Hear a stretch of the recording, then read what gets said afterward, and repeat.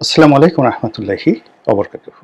সম্মানিত দর্শক, শেখ হাসিনাকে বাংলাদেশের রাজনীতিতে ফেরাতে আওয়ামী লীগকে আবার ক্ষমতায় বসানোর জন্য দিল্লির যে চাণক্য নীতি বা কূটকৌশল, এটির সর্বোচ্চ বাস্তবায়ন এই মুহূর্তে চলছে। তারা একদিকে বাংলাদেশে যে কনসুলেট অফিসগুলো রয়েছে, দূতাবাসগুলো রয়েছে, যেমন কলকাতাতে রয়েছে, আগরতলাতে রয়েছে, দিল্লিতে আছে দূতাবাস, আর অন্য অফিসগুলো কনসুলেট অফিস, তারপর মুম্বাইতে আছে। তো এই জায়গাগুলোতে খুবই পরিকল্পিতভাবে বিক্ষোভ করাচ্ছে, ভারতীয় নাগরিক যারা আছেন বিক্ষোভ করাচ্ছে, এবং সেখানে যারা উগ্রবাদী হিন্দু রয়েছেন তারা শত শত মানুষ একত্র হয়ে সেই বাংলাদেশ সরকারের জন্য, ডক্টর মোহাম্মদ ইউনূসের জন্য ভীষণ রকম বিব্রতকর এবং পরিস্থিতি, মানে অসম্মানজনক একটা পরিস্থিতি তারা তৈরি করে সেগুলো ইন্টারনেট প্রোটোকলের মাধ্যমে সারা দুনিয়াতে ছড়িয়ে দিচ্ছেন। এবং ডক্টর মোহাম্মদ ইউনূসকে নিয়ে আমরা বাংলাদেশে অনেকে সমালোচনা করি, কিন্তু তার সম্মানহানি হয়, মর্যাদাহানি হয়। এই ধরনের কাজ আমরা বাংলাদেশে এখন পর্যন্ত কেউ করিনি, কিন্তু দিল্লি এটা শুরু করে দিয়েছে, প্রচণ্ডভাবে শুরু করে দিয়েছে। এবং এটি নিয়ে আমি আলাদা একটা ভিডিও করব। তো এটা বর্তমান যে সরকার, অন্তর্বর্তীকালীন সরকার, এটা খুব সিরিয়াসলি কগনিজেন্সি নিয়েছে। কগনিজেন্সি নিয়ে তারা কি করলো, ভারতীয়দের ভিসা বন্ধ করে দিয়েছে। আগরতলা অফিস, তারপরে দিল্লি অফিস, মুম্বাই অফিস, এই তিনটি অফিস থেকে ভিসা বন্ধ করা হচ্ছে, এবং অন্যান্য কনসুলেট অফিসগুলোও আলটিমেটলি ভিসা বন্ধ করে দিয়েছে বা দিবে। এই হলো অবস্থা। এটা ভারত কল্পনা করতে পারেনি। এর কারণ হলো তারা বর্তমান সরকারকে চাপে ফেলার জন্য এই কয়েকদিন আগে বাংলাদেশের যে ভিসা কার্যক্রম, ভারতীয় ভিসা সেন্টারে, সেটা তারা বন্ধ করে দিয়েছিল। কিন্তু এতে সরকার দমেনি। ফলে কি হলো, ভারত অনেকটা নাকে খত দিয়ে স্বেচ্ছা প্রণোদিত হয়ে সেই ভিসা সেন্টারটি চালু করেছে। এরপরে দিল্লিতে যে ঘটনাগুলো ঘটেছে, কলকাতাতে যে ঘটনা ঘটেছে, আগরতলাতে যে ঘটনাগুলো ঘটেছে, বাংলাদেশ কনসুলেট অফিসের সামনে বা দূতাবাসের সামনে, এগুলোর কড়া প্রতিবাদ, নজিরবিহীন প্রতিবাদ করেছে কূটনৈতিক পর্যায়ে বাংলাদেশ পররাষ্ট্র মন্ত্রণালয়ের পক্ষ থেকে। আর এই ঘটনার প্রেক্ষিতে যাকে বলা হয় ভারতীয় রাষ্ট্রদূতকে নজিরবিহীনভাবে ডেকে পাঠানো হয়েছিল। এবং আজকে যখন আমি এই ভিডিওটা করছি, আজকের এই দিনটিতে 23 তারিখে আবার ভারতের যে রাষ্ট্রদূত মিস্টার প্রণয় বর্মা, তাকে ডেকে পাঠানো হয়েছে। তো এত অল্প সময়ের মধ্যে পরপর দুইবার আমাদের মন্ত্রণালয় ভারতের রাষ্ট্রদূতকে ডেকে পাঠানো, এটি নজিরবিহীন ঘটনা এবং ভারতের জন্য ভীষণ রকম অবমাননাকর। তো সেই যে ভারতে যে অবমাননাকর পরিস্থিতি, সেই পরিস্থিতি একটার পর একটা ঘটনা ঘটে যাচ্ছে, যাকে বলা হয় যেখানে ভারতের নিয়ন্ত্রণ থাকছে না। সেটা কিভাবে?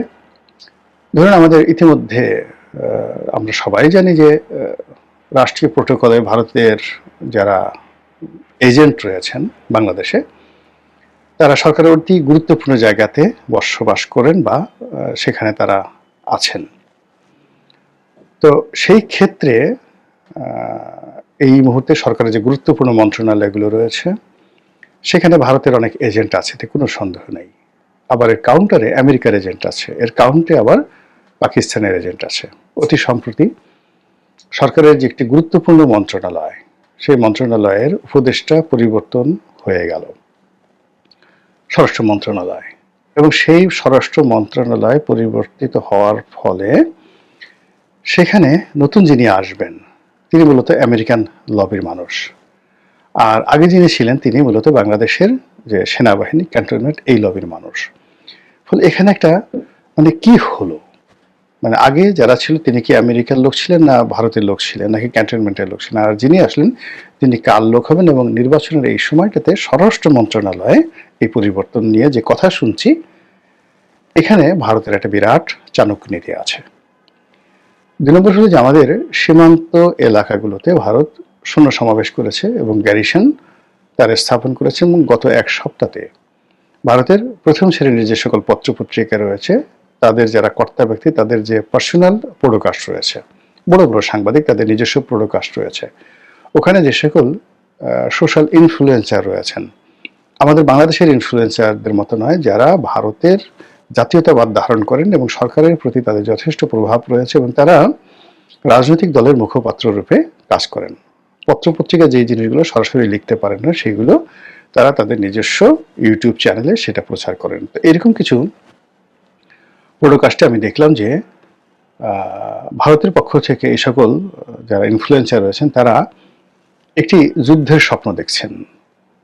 বাংলাদেশ ভারতের সঙ্গে একটা যুদ্ধের পরিস্থিতি তারা আন্দাজ করছেন এবং ভারতকে তারা প্রলুব্ধ করছে, দিল্লিকে তারা প্রলুব্ধ করছে যে বাংলাদেশের ব্যাপারে তাদের খুব রাষ্ট্রিক অ্যাকশন নেওয়া উচিত। এগুলো পরিস্থিতি। সেটা কেন, কি কারণে, এটা আরও বিস্তারিত বললে এই ভিডিও অনেক বড় হয়ে যাবে। সর্বশেষ যে বিষয়টা নিয়ে বলতে চাচ্ছি সেটি হলো জনাব তারেক রহমান সাহেবের যে দেশে ফেরা, এই দেশে ফেরাকে নিয়ে ভারতের পত্রপত্রিকা টিটকারি শুরু করেছে। তারা বলার চেষ্টা করেছে যে তারেক রহমান সাহেব মূলত দিল্লির গ্রিন সিগন্যাল পেয়ে বাংলাদেশে পদার্পণ করলেন এবং এখানে এটা ছাড়া তার আর কোনো উপায় ছিল না। নির্বাচন করা, নির্বাচনে জয়লাভ করা এবং দেশ যেভাবে দক্ষিণপন্থীদের হাতে, জামাতের হাতে নিশ্চিতভাবে চলে যাচ্ছে, সেইখান থেকে তাকে যদি ক্ষমতা লাভ করতে হয় জনাব তারেক রহমান সাহেবকে, তাহলে দিল্লির সাহায্য তার জন্য অনিবার্য। এটা বোঝানোর জন্য ভারতের যে বাংলা ভাষাভাষী লোকদের মধ্যে সবচেয়ে প্রভাবশালী যে পত্রিকা আনন্দবাজার পত্রিকা, তারা এটা রিপোর্ট করেছেন জনাব তারেক রহমান সাহেব সম্পর্কে। সেখানে তাকে খালেদা পুত্র হিসেবে, নামটাও বলেনি, খালেদা পুত্র হিসেবে তাকে সম্বোধন করা হয়েছে। এরকম তুচ্ছতাচ্ছিল্যের যে প্রতিবেদন, এটি তারেক রহমান সাহেবকে নিয়ে ইতিপূর্বে কখনো হয়নি। তার নাম, তার পদবি, তার পোর্টফোলিও সব কিছু বাদ দিয়ে এখানে দুটো জিনিস সামনে আনা হয়েছে আনন্দবাজারের দৃষ্টিতে। এক নম্বর হলো তারেক রহমান সাহেবের একমাত্র যোগ্যতা, একমাত্র পরিচয় হলো তিনি বেগম খালেদা জিয়ার পুত্র।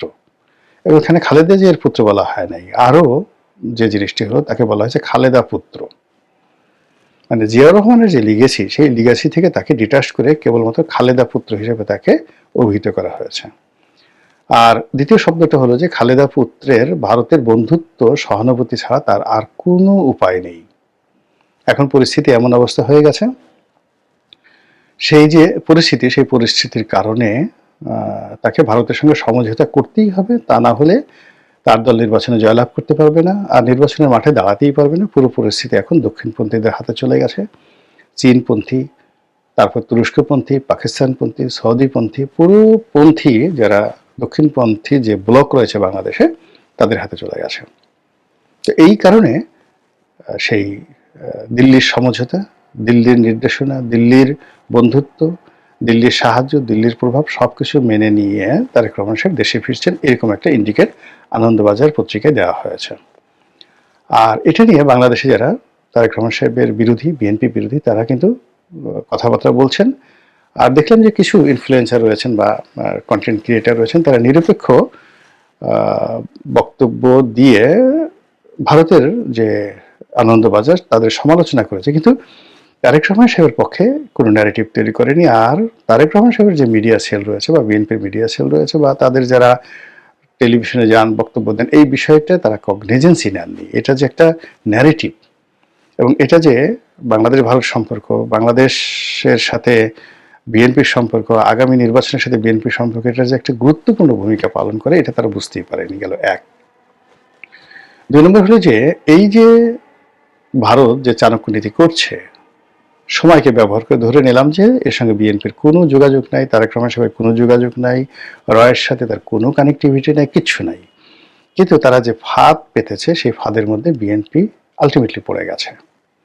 এখন এই যে বদনামগুলো ছড়ানো হচ্ছে যে ভারতের সাথে বিএনপির একটা সমঝোতা হয়ে গেছে, ভারতের সঙ্গে, দিল্লির সঙ্গে, মোদির সঙ্গে জনাব তারেক রহমান সাহেবের একটা সম্পর্ক হয়ে গেছে, তার প্রেক্ষিতে তিনি এখন বাংলাদেশে আসছেন, এর যে বিরুদ্ধ যে মতবাদটি এখন পর্যন্ত বিএনপির পক্ষ থেকে বলাই হয়নি।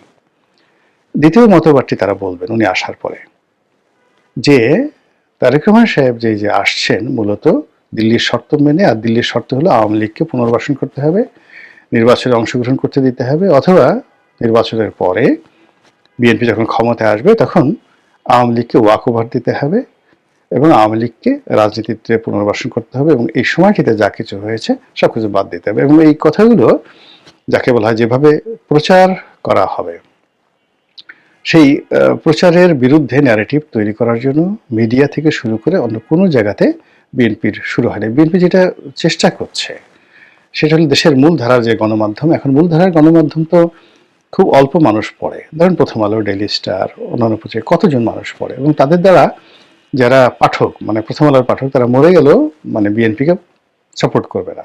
তারা সারা জীবনে বিএনপিকে, আওয়ামী লীগকে, এমনকি জামাতকে, মূলধারা যারা রাজনীতি করেন তাদেরকে ঘৃণা করছে। তো কাজে এই মুহূর্তে মূলত অন্যান্য যে সকল পত্রপত্রিকা রয়েছে, তো দেখলাম যে অন্যান্য যে সকল পত্রপত্রিকা যাদের সমাজে ইনফ্লুয়েন্স রয়েছে, যেমন ধরেন ইত্তেফাক আছে, নয়া দিগন্ত আছে, কালের কণ্ঠ আছে, বাংলাদেশ প্রতিদিন আছে, যুগান্তর আছে, এই পত্রিকাগুলোর মাধ্যমে যে একটা ন্যারেটিভ তৈরি করা হবে, সেই ন্যারেটিভ তৈরি করার মতো না আছে লেখক, না আছে কলামিস্ট, না আছে সাংবাদিক। এখন তারা যেটা চাচ্ছে তাদেরকে রেডিশনে এনে খাওয়ালো, তাদের দ্বারা তারেক রহমান সাহেবের প্রশংসা করালো, আর এতেই মনে করলো যে আসলে হয়ে যাবে, এতে করে পুরো পরিস্থিতি আরো তাদের বিরুদ্ধে চলে যাবে। তো যেটা বলছিলাম যে বিএনপির যারা বিরোধী পক্ষ তারা যেটা প্রচার করবে সেটা হলো যে ভারত যে শর্ত দিয়েছে তার প্রধান শর্ত হলো আওয়ামী লীগকে পুনর্বাসন করা, শেখ হাসিনাকে ফেরত আনা ইত্যাদি কাজগুলো। এবং এটা সত্য মিথ্যা ধারে কাছে ব্যাপার নয়, প্রচারণার কারণে দেখা গেল বিএনপির যে সর্বনাশ, রাজনীতির যে সম্ভাব্যতা, এটি একেবারে সমূলে বিনষ্ট হওয়ার আশঙ্কা দেখা দিয়েছে।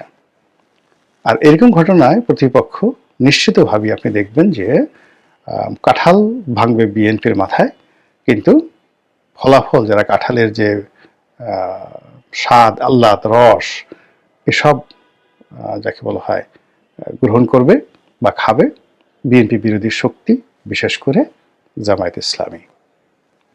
খেলা জমে ক্ষীর হয়ে গেছে, দুধ গরম হয়ে ঠান্ডা হয়ে আবার সর পড়ে গেছে রাজনীতির মাঠে। এখন এই সর আপনি কি সর হিসেবে খাবেন, নাকি ঘি বানাবেন, নাকি মাখন বানাবেন, নাকি এটা বেটে আপনার চোখে মুখে দিয়ে নিজের রাজনীতির জৌলুস যৌবন ফিরিয়ে আনবেন, এটি আপনার বিষয়। মহান আল্লাহ আমাদের সবাইকে হেদায়েত দান করুন এবং হেফাজত করুন। আসসালামু আলাইকুম ওয়া রাহমাতুল্লাহি ওয়া বারাকাতুহু।